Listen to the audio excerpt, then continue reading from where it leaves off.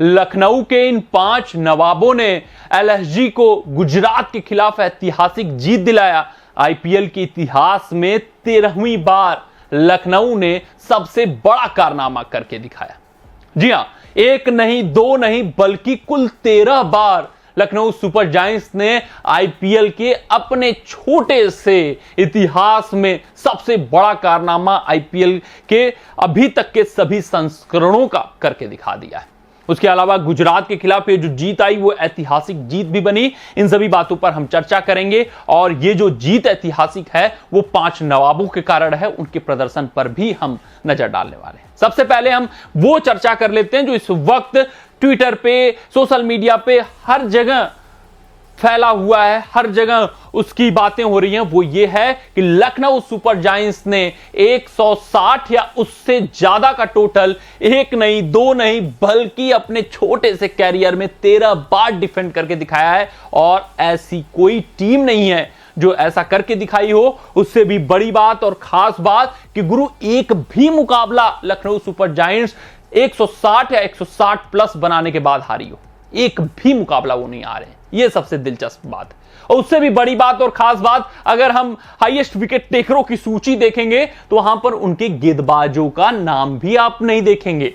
इस संस्करण में मयंक यादव ने 2 मुकाबले खेले, 6 विकेट लिए हुए, जिस वजह से वो 5वें स्थान पे हैं। उसके अलावा कोई गेंदबाज नजर नहीं आएगा, यानी कि यूनिटी उनके गेंदबाजों में दिखती है। उनका कप्तान कुशल दिखता है। उससे भी बड़ी बात और खास बात, जो भी लिमिटेशंस हैं उनके गेंदबाजों के वो बखूबी जानते हैं और स्ट्रेंथ पर अपनी गेंदबाजी करते हैं। कब किस गेंदबाज का उपयोग करना है यह भी लखनऊ के कप्तान बखूबी जानते हैं, जिस वजह से आज का भी मुकाबला जो लगभग ऐसा लग रहा था कि इस बल्लेबाजी वाली पिच पे एलएसजी तो नहीं जीतने वाली है, गुजरात आसानी से जीत जाएगी। उनके पास विलियमसन थे, उनके पास गिल थे, उनके पास साई सुदर्शन थे, जो इस टोटल को किसी भी दिन 20 ओवर खेलकर आसानी से जीत अर्जित कर सकते थे, आसानी से चेस डाउन कर सकते थे। उनके लिए बहुत बड़ी बात नहीं थी क्योंकि स्ट्राइक रेट का मसला ही नहीं था इस टोटल के लिए।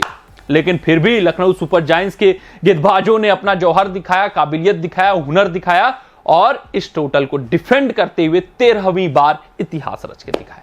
उससे भी बड़ी बात करें तो गुजरात टाइटंस के खिलाफ आईपीएल के छोटे से कैरियर में लखनऊ सुपर जायंट्स की पहली जीत है।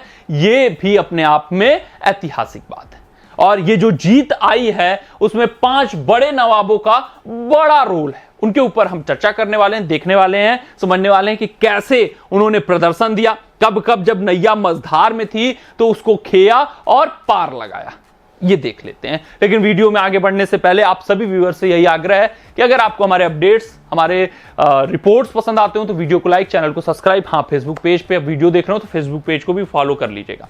सबसे पहले सबसे बड़े खेवानहार हैं लखनऊ सुपर जायंट्स के, वो मार्कस स्टोइनिस।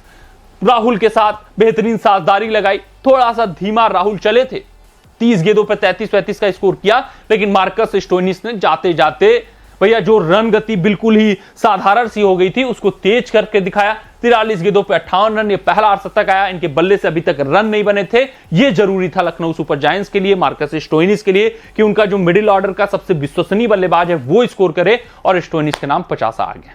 अच्छे दिखे, काबिल खिलाड़ी हैं ही और आउट ऑफ फॉर्म चल रहे थे, लेकिन अब इस मुकाबले में शानदार पारी खेलकर इनफॉर्म हो चुके हैं, बेहतरीन की पारी रही और लखनऊ सुपर जायंट्स 163 रनों का स्कोर खड़ा कर पाया, तो उसमें मार्कस स्टोइनिस की इस पारी का बड़ा योगदान। ये दूसरे सुपरस्टार खिलाड़ी हैं, दूसरे खेवानहार हैं। नाम है निकोलस पूरन, 22 गेंदों पे 32 रन बनाया। हालांकि वो निकोलस पूरन जो हम जानते हैं वो पारी देखने को नहीं मिली, संघर्ष किया इन्होंने आखिरी ओवर में भी बाउंड्री अर्जित करने में, लेकिन अगर लखनऊ सुपर जायंट्स एक पार स्कोर या फाइटिंग टोटल बनाई है तो वो इन्हीं दोनों बल्लेबाजों की बदौलत बनाई है। निकोलस पूरन के 32 के योगदान कारण Lucknow super giants Marcus Stoinis के साथ 163 रन बना पाई। लेकिन ये तो एक एवरेज टोटल था, एक पार टोटल था, जहां पर ये कोई कही नहीं सकता था कि लखनऊ सुपर जायंट्स से मुकाबला जीत सकती है। लेकिन यश ठाकुर के इरादे कुछ अलग थे। उन्होंने भैया दिखाया कि उनके अंदर भी काबिलियत है। मयंक यादव के ऊपर सबकी नजरें थी, लेकिन समा किसने बांधा? यश ठाकुर ने। दिल किसने जीता? यश ठाकुर ने। तारीफ किसने बटोरी? यश ठाकुर ने।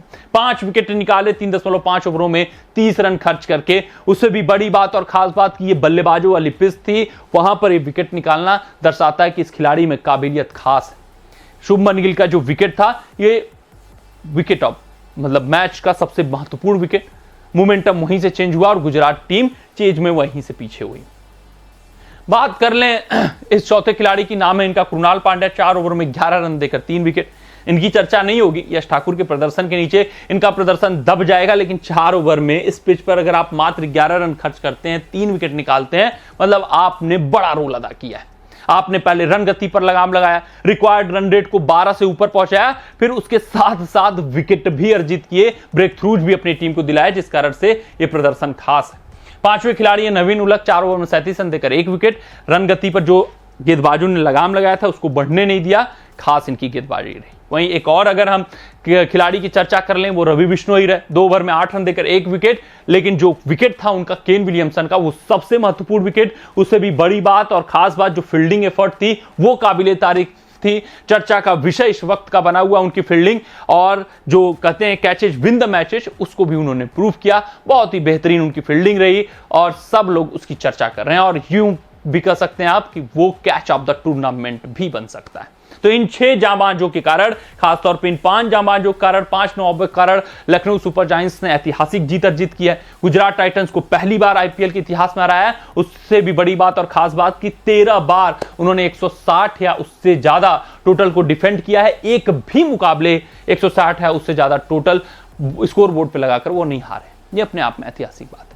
मिलते हैं अगले रिपोर्ट में, तब तक आप अपना ध्यान दें, सुरक्षित रहें, स्वस्थ रहें, मस्त रहें। जय हिंद, जय भारत। अगर ये वीडियो आपको पसंद आया हो तो इसे लाइक और शेयर करें, और क्रिकेट से जुड़ी अन्य जानकारियों के लिए हमारे चैनल को सब्सक्राइब करना ना भूलें।